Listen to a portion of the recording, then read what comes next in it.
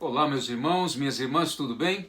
Estamos continuando o projeto de pregações bíblicas expositivas no Evangelho de Mateus. Já fizemos todo o capítulo 1, uma parte do capítulo 2 e hoje nós vamos terminar o capítulo 2.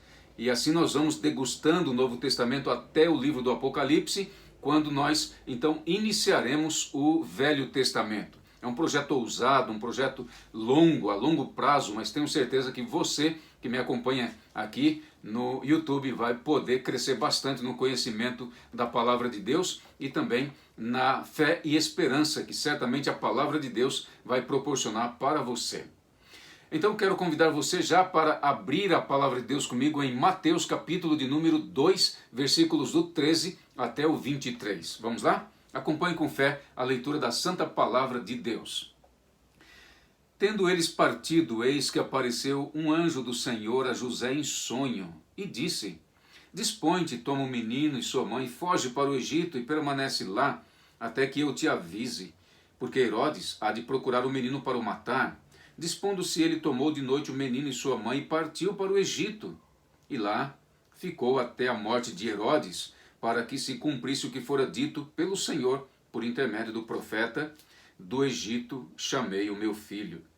Vendo-se iludido pelos magos, enfureceu-se Herodes grandemente e mandou matar todos os meninos de Belém e de todos os arredores de 2 anos para baixo, conforme o tempo do qual com precisão se informara dos magos. Então se cumpriu o que fora dito por intermédio do profeta Jeremias. Ouviu-se um clamor em Ramá, pranto, choro e grande lamento. Era Raquel chorando por seus filhos e inconsolável, porque não mais existem. Tendo Herodes morrido, eis que um anjo do Senhor apareceu em sonho a José, no Egito, e disse-lhe: Dispõe-te, toma o menino e sua mãe e vai para a terra de Israel, porque já morreram os que atentavam contra a vida do menino. Dispôs-se ele, tomou o menino e sua mãe e regressou para a terra de Israel. Tendo, porém, ouvido que Arquelau reinava na Judéia em lugar de seu pai Herodes, temeu ir para lá.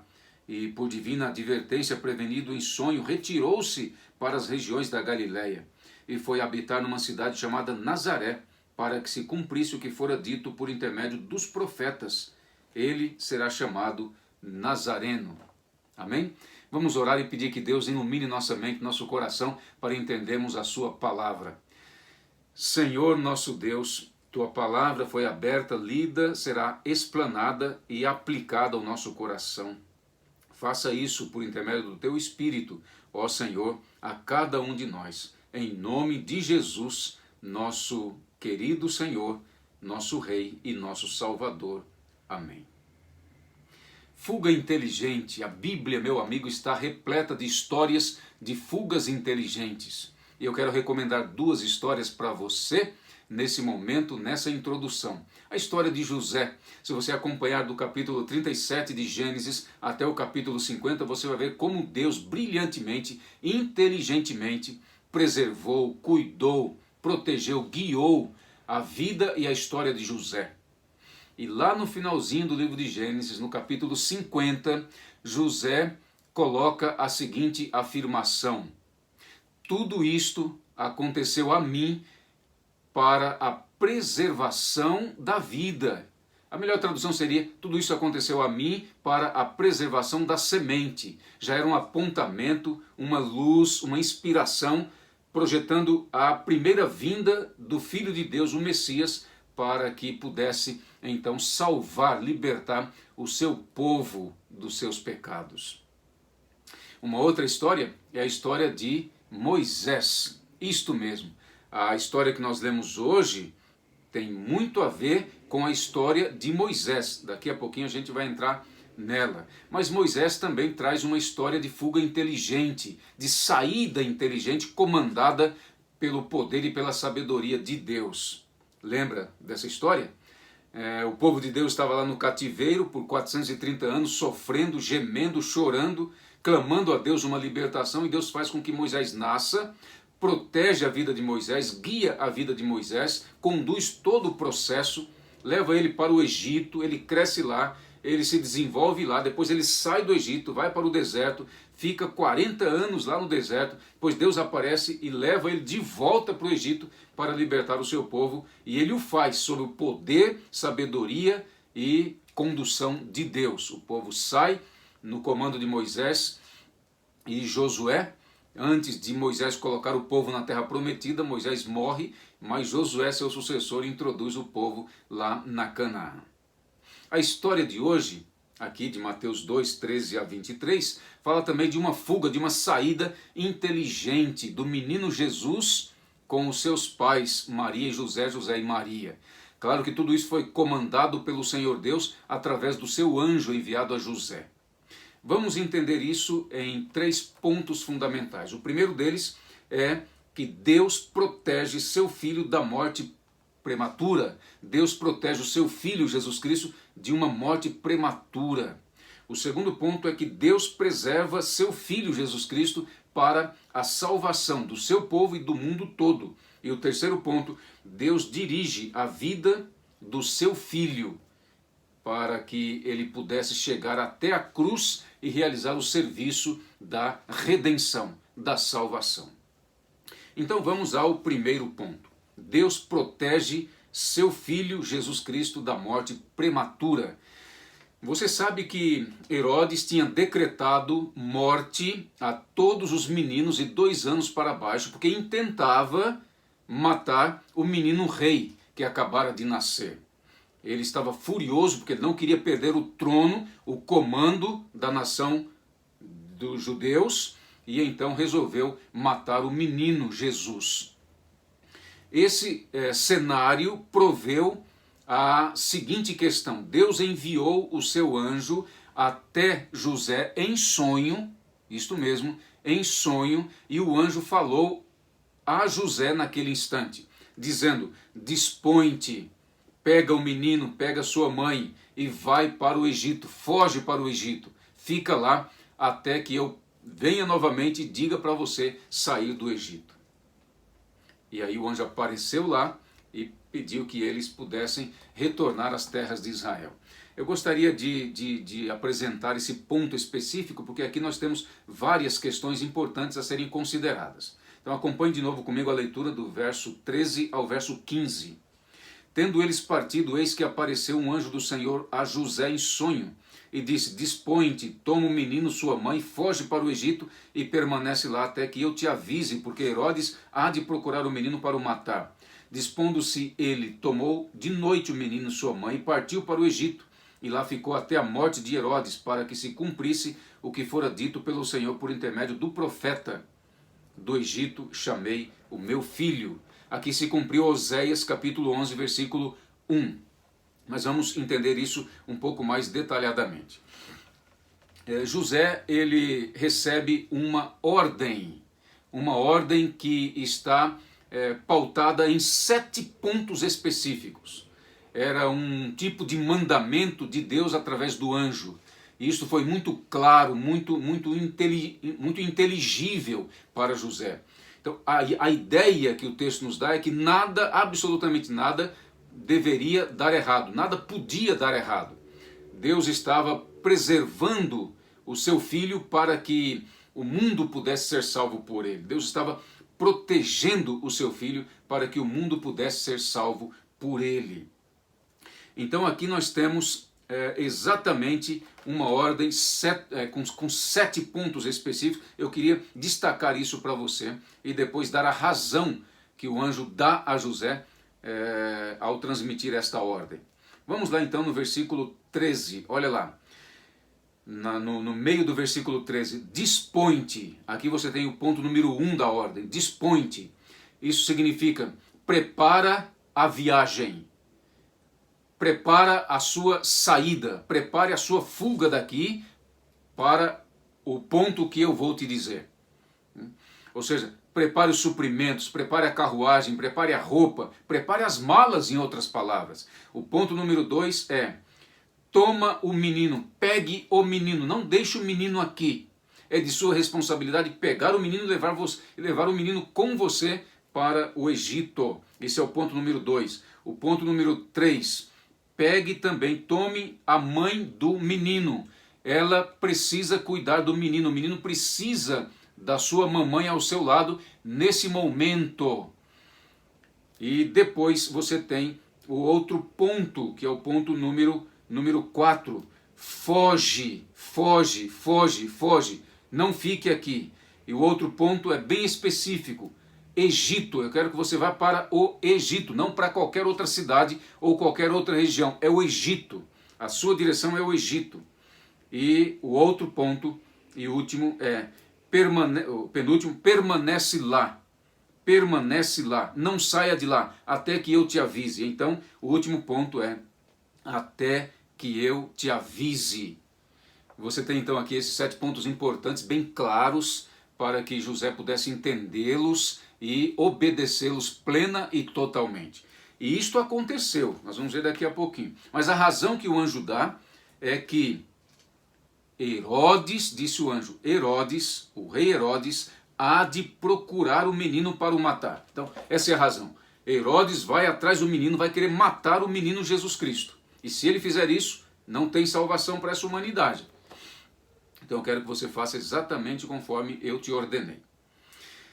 E o texto bíblico diz que José também obedeceu esses 7 pontos específicos. Olha lá o verso 14. Dispondo-se ele, tomou o menino e sua mãe, e de noite partiu para o Egito. Olha lá, dispondo-se ele, tomou de noite menino, sua mãe, partiu para o Egito e lá ficou até a morte do rei Herodes. Interessante isso, né? Interessante também que o Egito naquela ocasião era uma terra de refúgio, era um local de refugiados. Havia ali no Egito aproximadamente 1 milhão de judeus que vieram de outras gerações passadas e cresceram lá, se desenvolveram lá, tornaram-se pessoas influentes lá. Mas também havia pessoas lá de muitas outras pátrias. E assim o Egito acabou sendo um local onde o mundo todo praticamente, o mundo antigo estava representado. Seria o caso de Deus já nesse momento do nascimento do seu filho, está revelando para o mundo a sua salvação, a sua graça encarnada? Eu creio que sim, é bem possível, bem provável que já nos primeiros anos de vida Deus estivesse revelando para todo mundo a sua bendita salvação. Lá ele foi amparado, lá ele foi protegido, a família também, e o anjo aparece em sonho e diz: agora vocês podem retornar para Israel. José estava meio preocupado porque lá em Israel estava na ocasião reinando o filho do Herodes, que era tão sanguinário, tão violento, tão cruel e bárbaro quanto o seu pai. O anjo então, em sonho, falou para o José: vai para a região da Galileia e para a cidade de Nazaré. E ele então retornou e foi para a região da Galileia e Nazaré. Por que a região da Galileia e por que a cidade de Nazaré? A região da Galileia era uma região desprezada, vivia em trevas, em morte, né? Morte espiritual reinava ali, trevas. Era uma região que abrigava também pessoas de outras pátrias, de outras terras. Os judeus ridicularizavam aquela região. Nazaré nem se fala então, era uma cidade insignificante, uma cidade que não produzia nada de tão importante no cenário mundial. E Jesus vai exatamente para aquela região.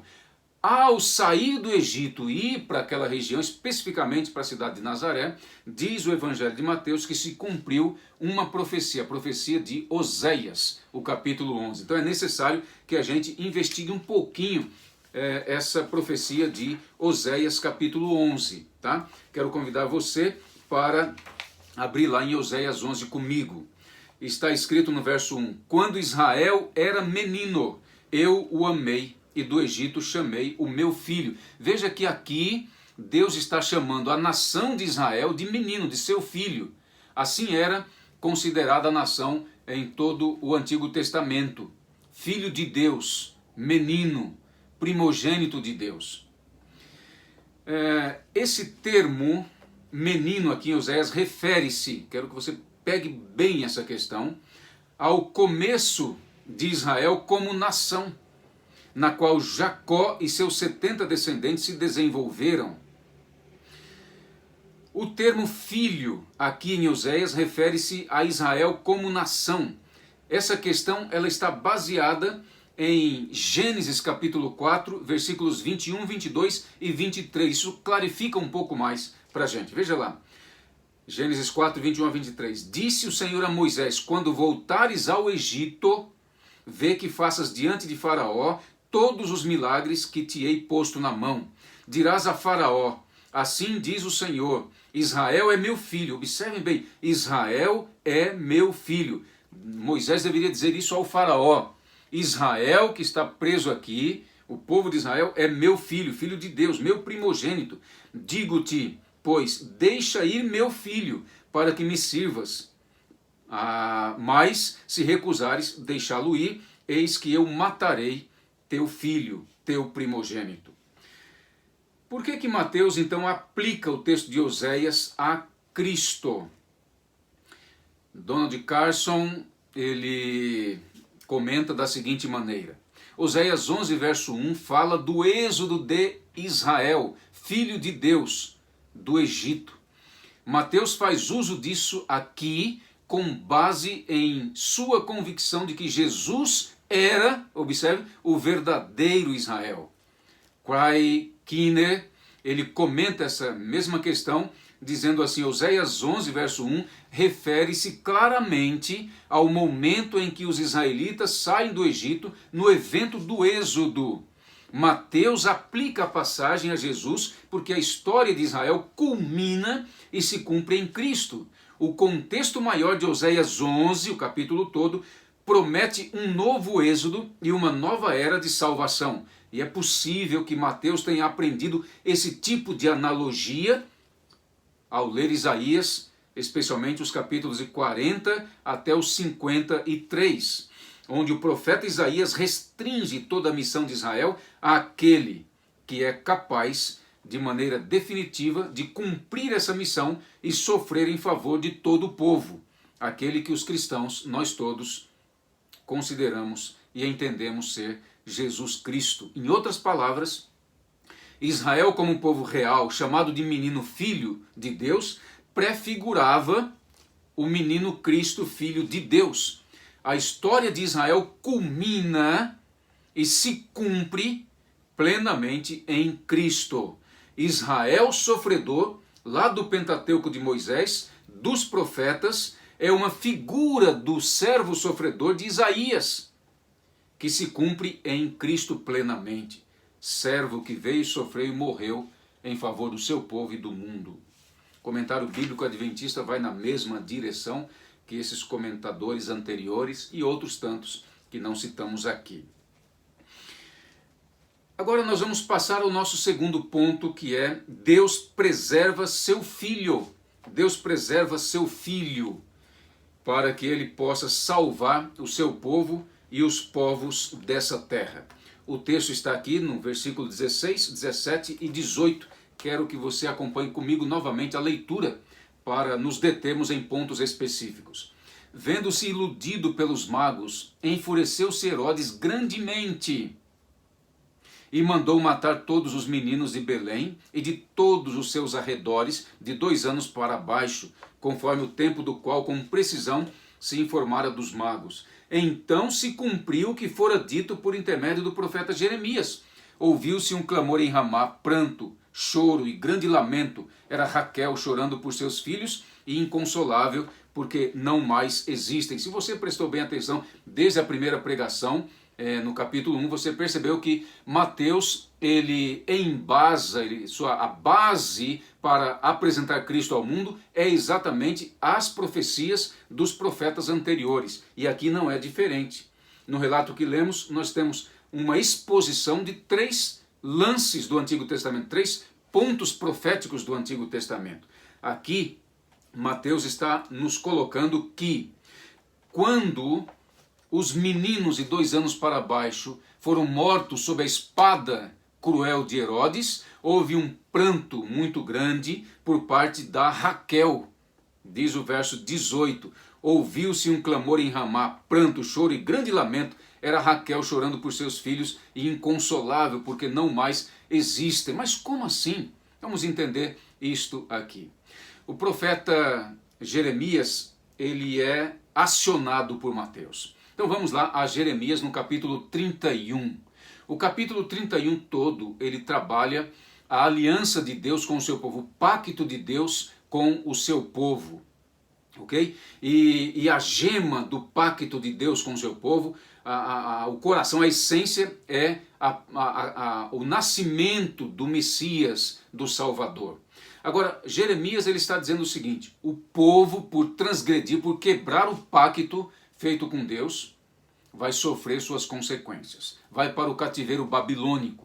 E dito e feito, o exército babilônico foi a Jerusalém, pegou a tribo de Judá, a tribo de Benjamim, e organizou elas para levá-las para o cativeiro babilônico.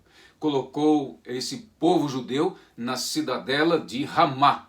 E então houve na apresentação de Jeremias um grande pranto e choro por parte da Raquel. Claro que isto esta é uma Raquel simbólica, tá?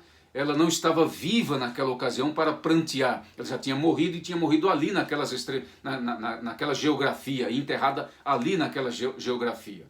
Então, Jeremias está dizendo o seguinte, que aquela que era considerada um tipo de matriarca dos judeus estava chorando simbolicamente por estar perdendo a sua nação, os seus descendentes.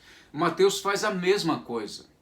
As mães perderam seus filhos e agora a Raquel chora. Simbolicamente a Raquel chora, ou seja, as mães estão chorando a perda dos seus filhos. Agora, lá em Jeremias existe uma esperança. Isto mesmo, o cativeiro ele está colocado numa moldura de esperança. O povo vai retornar do cativeiro, diz o profeta Jeremias. Deus vai fazer uma nova aliança com o seu povo e então vai colocar na mente e no coração do seu povo as suas leis para que o seu povo possa viver em paz. Mateus, quando ele pega essa profecia de Jeremias, ele faz a mesma coisa. Ele diz o seguinte: Jesus, claro, não está indo para um cativeiro, mas ele está se livrando de um cativeiro. E ao ir para o Egito, ele o vai debaixo dessa promessa de, ao retornar, estabelecer uma nova aliança com o seu povo. E Mateus capítulo 26, verso 28, vai dizer que Cristo faz uma nova aliança pelo seu sangue, quando é derramado na cruz do Calvário. Jeremias capítulo 31 se cumpre aqui na experiência do pequeno Cristo, na sua ida e na sua volta para as terras de Israel. É importante a gente entender um pouco mais essa questão nos comentários de alguns comentadores. Por exemplo, as lágrimas iniciadas com as profecias de Jeremias, lá no passado, atingem o seu ponto máximo e terminam com as lágrimas das mães de Belém.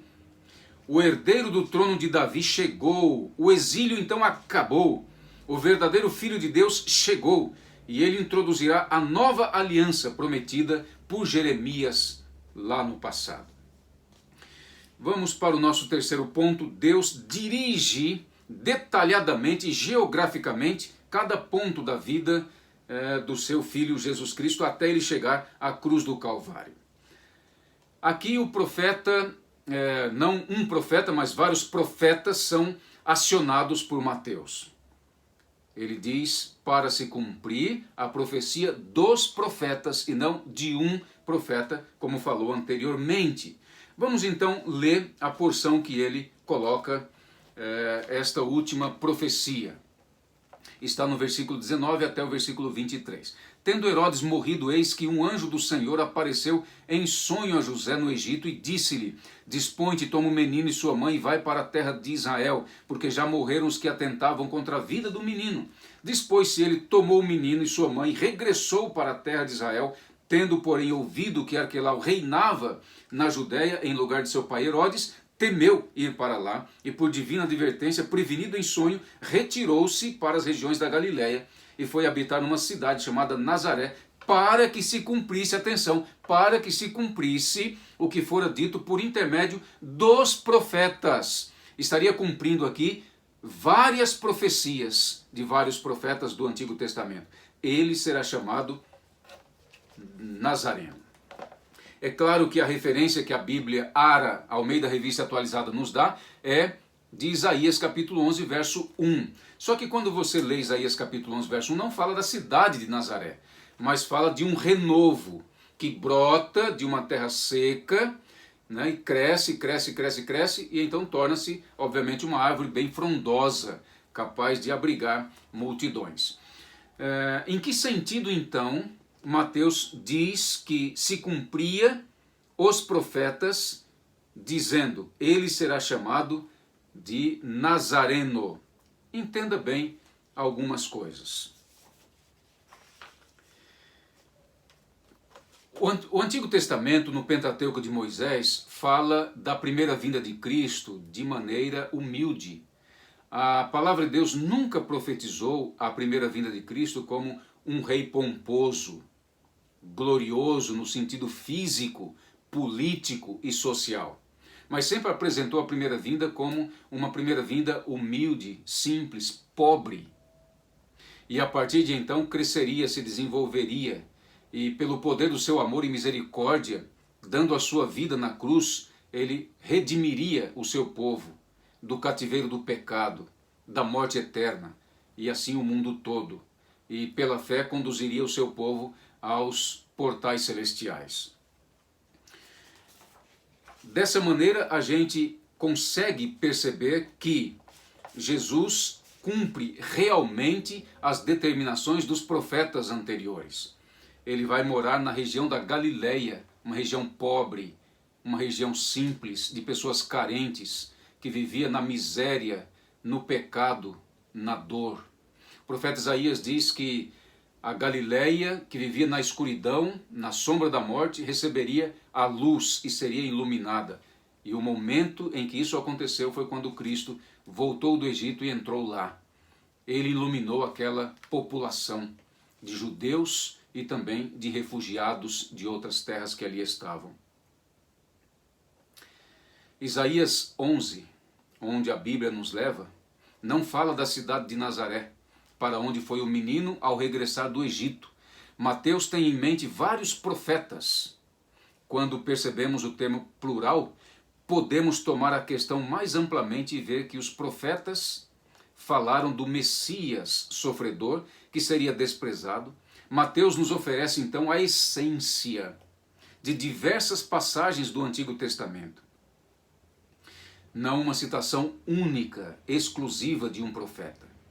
E é possível que haja uma descrição, uma alusão aqui no capítulo 11 de Isaías, daquele renovo aplicado à pessoa de Cristo, filho de Davi, subindo humilde na obscuridade de uma posição baixa até chegar a uma posição alta, onde subjugaria, colocaria os seus inimigos debaixo da planta dos seus pés e exaltaria o seu povo, os seus filhos. Caminhando para o final, quero dizer para vocês, meus amigos queridos, que ao longo da história do povo de Deus, Deus sempre e inteligentemente providenciou meios para proteger, para preservar e para dirigir a salvação que ele ofertou. E certamente ele continuará protegendo, ele continuará preservando, ele continuará dirigindo a salvação que ele nos deu, daqui até o último dia, quando Jesus voltar. Então, nós não precisamos temer a nada. Nós somos conduzidos pelo poder e pela sabedoria de Deus. E isto é notório em toda a Escritura Sagrada, quando se refere ao povo de Deus. Ele cuidou, meu amigo querido, para que sua oferta de salvação não fosse destruída. Ele cuidou para que o seu povo não fosse eliminado de debaixo da terra. Até o presente momento, ele está cuidando do seu povo para que este permaneça cumprindo o seu papel de levar esta salvação a todos os povos. Ele sempre tem uma saída inteligente. E ele sempre terá uma saída inteligente. Eu posso afirmar para você também, meu amigo querido, minha amiga, que ele está cuidando de tudo, detalhadamente, em relação a cada filho e a cada filho dele, que o serve de todo o coração, de toda a alma, com toda a sua devoção. Até aquele dia quando Jesus descer e chamar cada filhinho seu para a pátria celestial.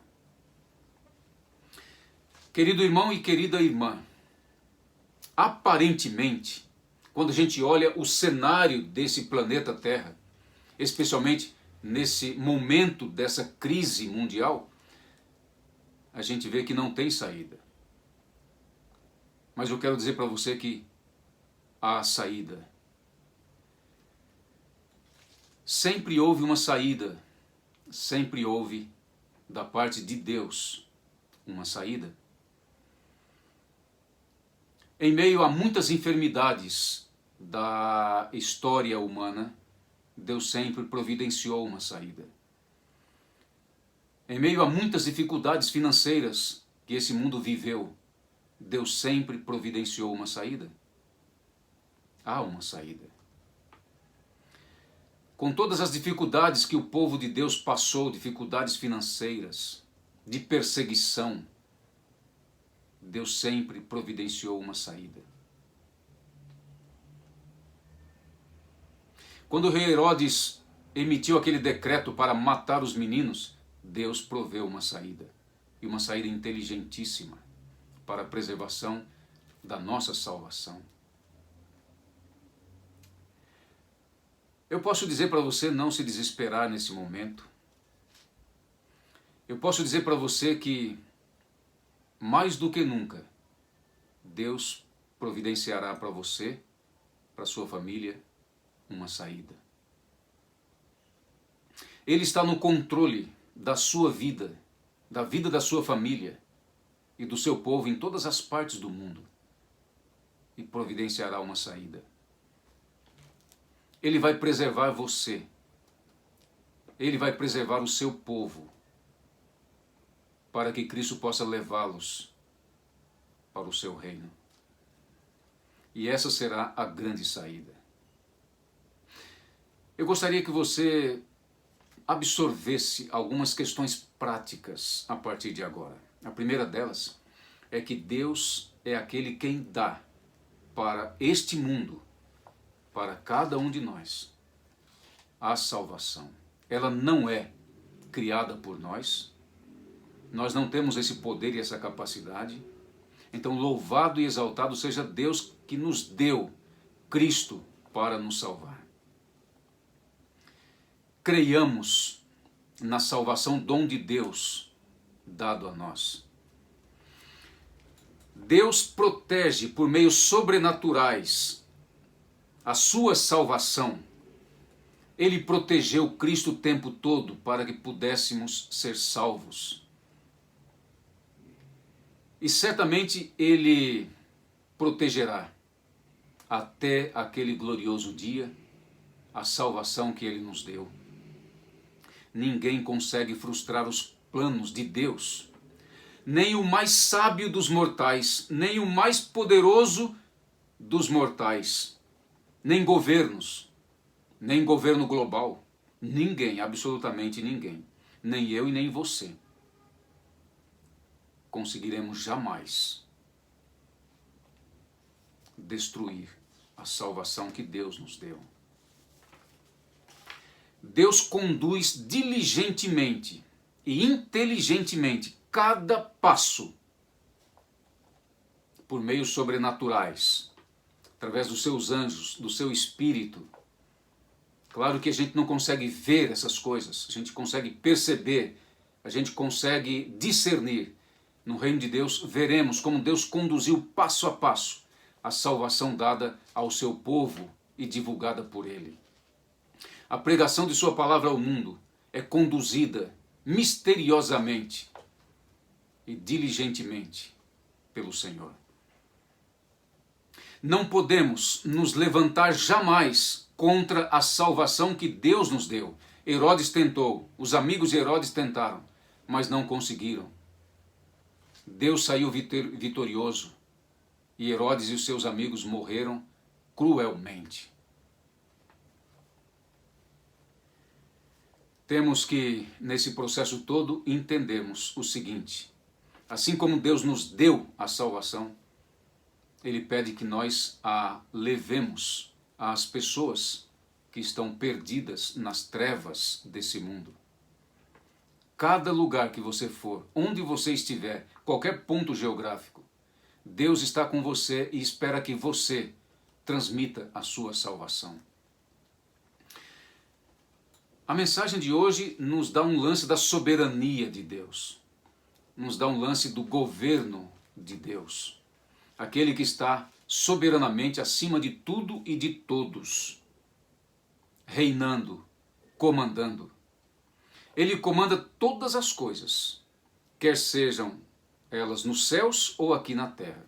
O mundo não está desgovernado. O diabo não é aquele que detém as rédeas e comanda esse mundo, não. O diabo está debaixo do domínio poderoso de Deus. E Deus está conduzindo todas as coisas para que no final da história o seu povo seja salvo. Ele está no controle absoluto de todas as coisas, da sua vida e também da minha vida. Você e eu só precisamos, como José, receber, aceitar a orientação e assim caminhar com fé até aquele dia maravilhoso, quando ouviremos o chamado para sairmos daqui, desse mundo, e entrarmos no mundo de Deus. Que Deus nos ajude para isso. Em nome de Jesus. Amém. Vamos orar? Senhor nosso Deus, que a palavra do Senhor possa ser frutificada no coração de cada um de nós, pelo poder da presença gloriosa do Espírito Santo do Senhor e para a glória do Senhor. Em nome de Jesus, nosso Salvador. Amém.